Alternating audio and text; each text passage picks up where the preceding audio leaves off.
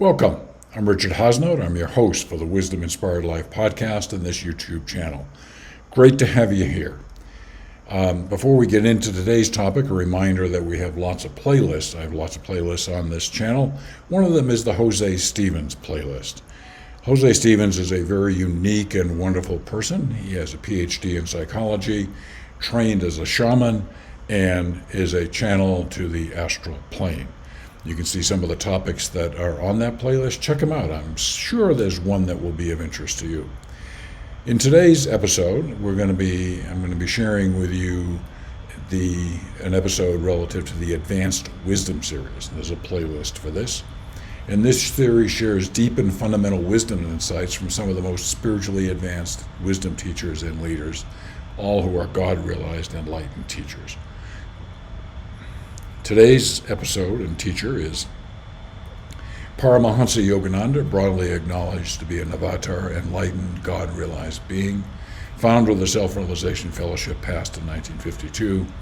And I'm going to be sharing quotes from his book, The Second Coming of Christ. If you ever really want to get a high-quality understanding of the Christian Bible, this is the book you should read. Okay? So, talking about energy, some quotes. The medulla oblongata at the base of the brain is the seat of life, right back here at the base of the brain, formed from the seed cell, the original nucleus that became us, entered by the soul at the time of conception. Okay? The seat of life. Like radio waves, which are unseen but can be drawn out of the ether by a receiving apparatus, vibrating life energy from the omnipresent cosmic source is continuously received through the subtle astral center in the medulla. It's also known as a chakra point, okay? Where the back part of it is here and the front part of it is the spot between our eyebrows, okay?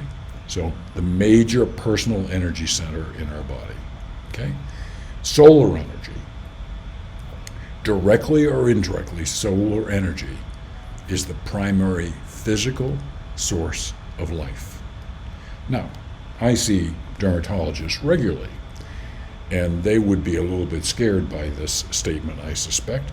Like with anything, if you overdo it, it has its risks. But understand that solar energy, the energy of the sun, is one of the primary physical sources of life. And we'll get into that more in some later episodes, okay? The sun's great importance. The very construction of protoplasm is made possible by this solar radiation, which gives off electric forces that enliven the cells. When man responds to the senses through perceptions and actions, he expands some of that energy, and when that body supply is too depleted, he feels weak. He then decides to eat something or breathe deeply or go out into the sunlight to be replenished with energy radiations. In the same breath as eating and breathing is energy radiation from the sun. Okay? Great importance.